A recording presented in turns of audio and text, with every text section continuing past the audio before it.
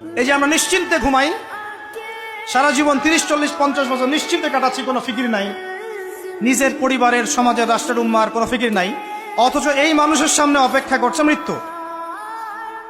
জি, আজকে থেকে 100 বছর পরে আমাদের মধ্যে কেউ থাকবে না পৃথিবীতে, এটাই সত্য। তারপরে আছে কবরের সওয়াল জবাব, তারপরে মিজান, এই পুলসিরাত, পুনরুত্থান, জান্নাত, জাহান্নাম, এগুলো আমাদের সামনে অপেক্ষা করছে। আর সেই মানুষ নিশ্চিন্তে বসে বসে মেয়ের সাথে টাঙ্কি মারে। সেই মানুষ বাইক নিয়ে একটা মেয়েকে নিয়ে ঘুরছে, সেই মেয়ে একটা ছেলের সাথে চটপটি ফুচকা খায়। সেই লোক আল্লাহর বিধানকে সরাই দিয়ে শয়তানের বিধান চালু করা শুরু করল। সেই ব্যক্তি সুদ খাচ্ছে, সেই ব্যক্তি ট্রান্সজেন্ডার এই মতবাদ প্রমোট করতেছে, হ্যাঁ, সেই ব্যক্তি শিক্ষার মধ্যে ইসলাম বিদ্বেষী বিষয় ঢুকাই দিল। অত এই মানুষের সামনে পরকাল অপেক্ষা করছে।